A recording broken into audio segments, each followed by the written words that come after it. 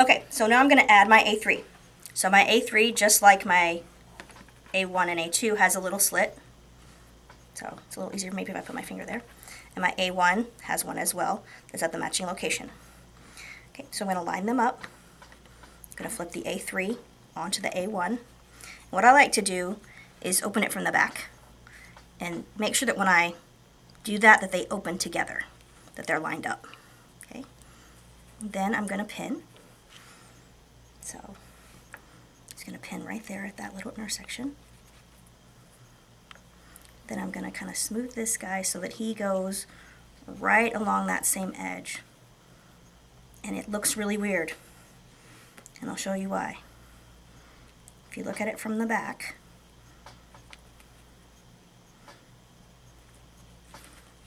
he looks completely not lined up. See how this piece here stops way back here in this one? But if you were to measure that, that's the correct angle. So you need those little dog ears or tags to be there. I'm just going to adjust that one a little bit because it was a little bit off. Okay, then I'm going to go to this end, and at this end, it also looks off. It's all the magic of angles. So, in this case, now we're going to sew straight down this line. When we sew it, we're going to sew with the already sewn sections, so the 1, 2 on the bottom, always. And the new piece that you're adding, always on the top. Okay, again, we're going to set it in. We're going to sew. Go nice and slow. It's not a race. Don't run over a pin. Don't mess up the timing on your machine. Go nice and slow.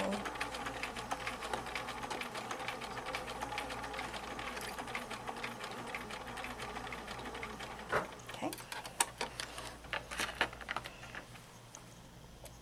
Okay, and again, you're going to go back to the iron. You're going to press in place. You're going to open and finger press. And then put the iron.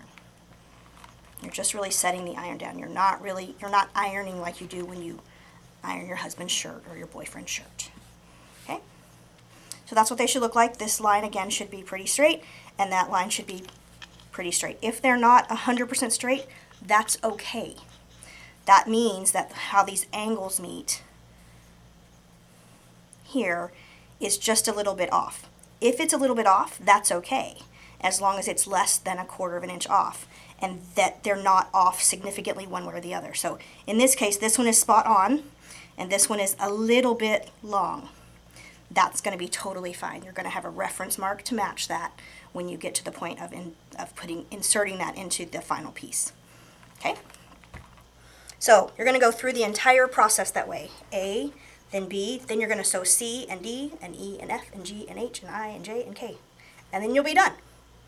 So we are going to talk about a couple of other things with specific sections that tend to be troublesome or are a little more complicated. Usually more complicated because they have more pieces. The more pieces you have, the more exact that seam allowance has to be, because a seam allowance problem will multiply over time. So what I recommend doing is to redo that seam allowance test every time you sew. So if you walk away from it for 2 days and come back and you're going to sew the D's, make sure you redo that test. Make sure your seam allowance is spot on, because if it's not, you will have problems. So, all right, we're going to step away for a minute and come back and lay out the C's.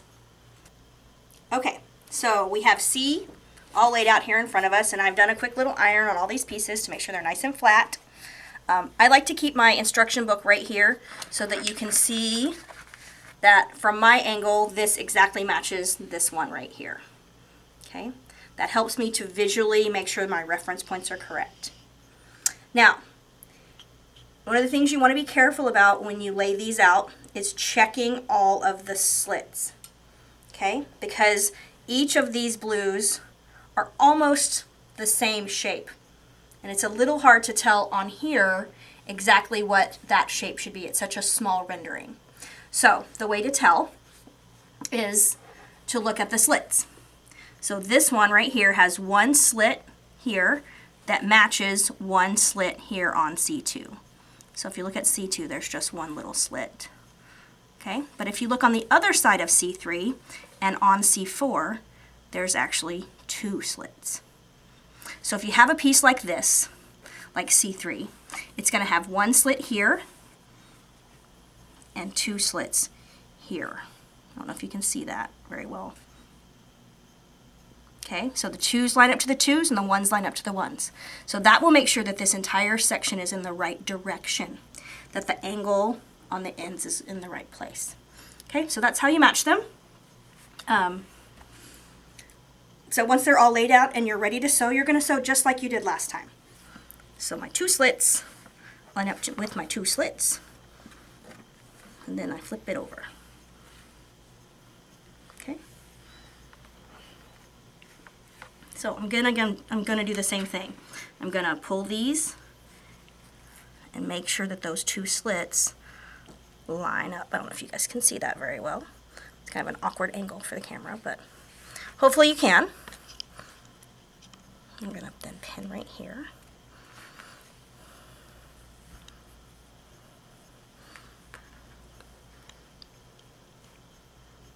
Line this up. Now, this isn't gonna line up. That's okay. Don't worry about it. Just keep going. Okay?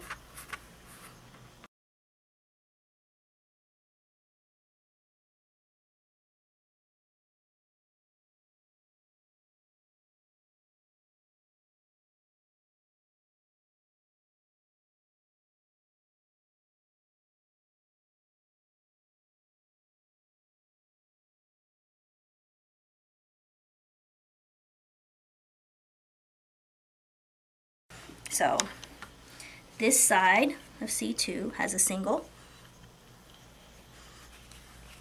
So this side of C3 will have a single. So find your single, find your single. There they are right next to each other. And I'm going to flip this guy onto him. And you're going to do that over and over again, all the way through. Okay? Now, when you get to this end down here, remember last time this blue was longer than the green. Okay, and we said that was correct. Because like magic, this blue is the same length as this blue.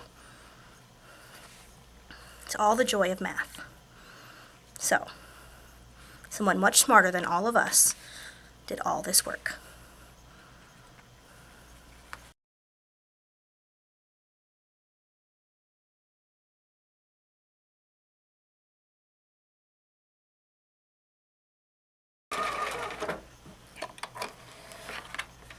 So this is all sewn. And again, we're going to press it towards that 3. And this is going to start to create a straight line that goes in a very odd direction, but is still a straight line. Now, see that little spot right there? That is not a hole. It may look to you like it's a hole, and it may even look rather large. However, if you get out your ruler, you will find very quickly that it's not that big. Because when you measure it, you would measure it from here to here. And it's a little over a 1/16 of an inch from there to that location, which is where the hole actually is. And that is fine. It will be in the seam allowance. But you are going to have a couple of those edges that end up like that. It's because of the way the math works. So that you don't have, otherwise you would have a big long tail here that when you sew them together has a tendency to get caught. So it's a lot easier to sew the hole than to leave that big tail and you have it get caught. And what happens with the tail is it ends up flipping in the seam allowance and is on the front side of the quilt. So leave that hole. It'll be fine because in the end, this magic happens. And when you add this C11 here, which is this final piece over here, he will take care and bury that hole right there. So if I lay these right on top of each other, you'll see that C11